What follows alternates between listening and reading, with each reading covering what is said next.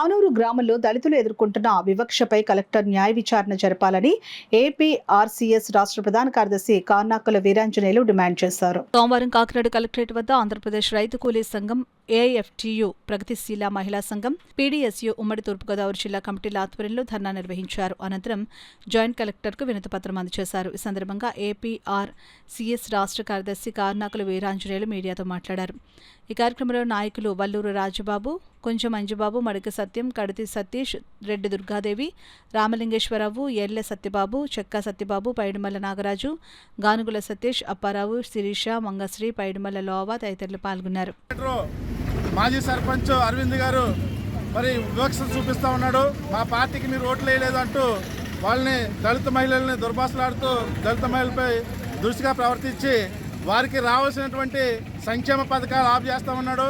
అలాగే housing loan పెట్టుకుంటే housing loan రాకుండా ఆఫ్ చేస్తూ ఇల్లు కట్టుకోనివ్వకుండా ఆఖరికి ఆ ఇంట్లో పునాదిలో మట్టి వేసుకోవడానికి కూడా అక్కడ ఆ ప్రాంతంలో ఆ గ్రామంలో చెరువులో మట్టి పెద్ద ఎత్తున తరలించిపోతూ ఉన్నారు.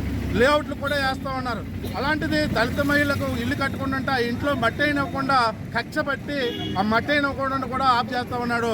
అల్లూరు సీతారామరాజు నగర్ కాలనీకి ఎటువంటి మౌలిక వసతులు కూడా కల్పించకుండా గత 30 ఏళ్ళ నుంచి కాపురం ఉంటున్నా సరే అక్కడ మౌలిక వసతులు కల్పించలేదు. ఆంధ్రప్రదేశ్ రైతు కూలీ సంఘం మేము ఒకటే డిమాండ్ చేస్తున్నాం.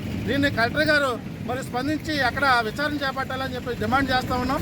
అలాగే ఆ అల్లూరు సీతారామరాజు నగర్ కాలనీలో మౌలిక వసతులు కల్పించాలి. వాళ్ళు హౌసింగ్ లోన్ కట్టుకోవడానికి హౌసింగ్ లోన్లు ఇప్పించాలి. సంక్షేమ పథకాలు అన్నింటికి కూడా ఆటంకం కలిగించకుండా చూడాలని చెప్పి సందర్భంగా మేము డిమాండ్ చేస్తున్నాం. రాష్ట్ర కార్యదర్శి కార్నాకుల వీరాంజనేయులు మాట్లాడుతున్నాను. ఇవాళ ప్రధానంగా కలెక్టర్ దగ్గర ఆందోళన చేపట్టాం.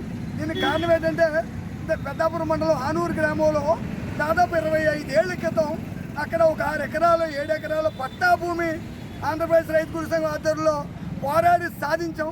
ఆ సాధించిన వాళ్ళకి ఇవాళ కూడా 40 మందికి పట్టాలు లేవు, 70 మందికి పట్టాలు ఇచ్చారు.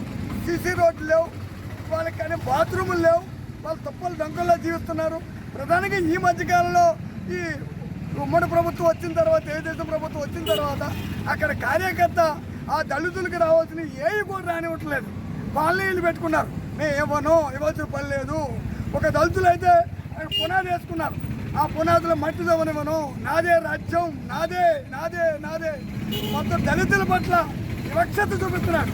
అందుకే మేము ఏమంటామంటే ఆ దళితుల సమస్య పోరాడాలని ప్రధానంగా వాళ్ళ పక్షాన్ని నిలిచాం. ఎందుకంటే మేము సాధించిన భూమి కాబట్టి.